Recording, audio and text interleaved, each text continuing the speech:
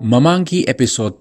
atom amagi mass atomic mass hotpada sizinaba Dalton adagi proton amadi neutron gi arumba sing aduga atom amagi mass atomic mass karamna hotli habina singba mayam asi khanakre aduga ngasai gi elements kuding makki atom amada yauba magi proton gi number amadi magi atom amagi arumba atomic mass na chingba mayam adu periodic table dagi khangba ngamgani habina chingba mayam ama khoi mamangi episode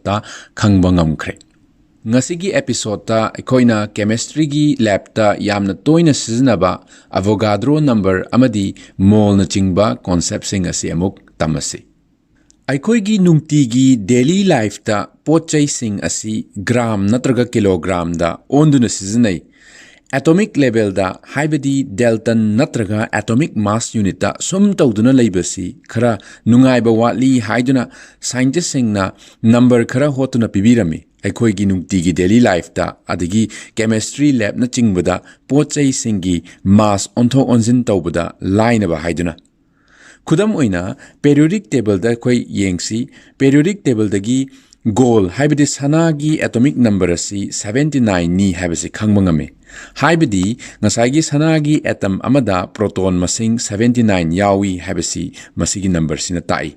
aduga makhasida sanagi atom amagi arumba supiri 196.967 Dalton natraga atomic mass unit lumi haibasi atomic periodic table dagi khoina khangba ngami adubu masigi 196.967 Dalton natraga atomic mass unit sigi mahutta 196.967 gram of gold oige hairabadi sanagi atom kayam punsilaga oigedage haibasineba wahangsi matang asida koina avogadro's number haibasi thogleeba aduna scientist singna holaga yengbada ngasai 196.967 gram se sanagi gram sida yaugadoriba sanagi atom masing asi 6.02214076 into 10 to the power 23 atoms masing si oidoineba aduna masi samjalaga koina 6.022 into 10 to the power 23 atom masing do oidoineba aduna masigi number sibu koina avogadro's number haina kaugniba masi adukimatik kanaba chemistry da yamna maming chatpa number oidoineba aduna khudam amagasu gengsi copper khoigi koriasi atomic mass si magi 63.546 haibasi koina periodic table dagi khangbangami aduga magi atomic number sina 29 oire ko aduna ngasai gi kori gi atom amasi asai magi atomic mass unit pizarabasu magi 63.546 Dalton dugi mahutta 63.546 gram oige hai taragadi madugi gram duda yaugodoba kori gi atom masing se kayam oigedage haina hangba matamda chap manana masidasu ngasai gi avogadro number du oiradoineba haibadi 6.022 into 10 to the power 23 copper atom si punjalaga ngasai gi 63.546 gram si lumdoineba avogadro number haibasi ekoina karino khangabanina masigi number asi sidri fawoning jangbada kanaba number amadum oiradabaneba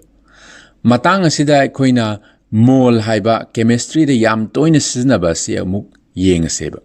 mole haribasi gyan tananaba koi khudam ama hana yengsi yerum darjan amada yerum kayam yauge haiba taragadi yerum 39 yawi haibase koi khange adubu chemistry da yerum mole amada yerum masing kayam yauge haiba taragadi ngasai gi avogadro number duneba 6.022 into 10 to the power 23 yerum masing sina yerum mole ama oirakadoineba aduna asuk yamba number asi yerum mole amada oiradoineba matang asida sanagi mole amada sanagi atom kayam yaugadage haiba taragadi avogadro's number 6.022 into 10 to the power 23 gold atom masing si yaudoineba adubu masidi akoina ngasai 196.967 grams of gold ga manai haiba so koina ukreba masidai sida 196.967 gram sigi mahutta 196.967 gram per mole hairasu yaiba masida unit se gram per mole hairiba unit si sizinaba yareba masigi arthadi mole amasida sanagi mole amasida 196.967 gram yawi hairineba aduna gram per mole haibasi ngasagi atomic mass unit amadi dalton na chingba mayam adugi mahut silaga koina nungtigi sizinaba mawongda gram sida express tawba yareba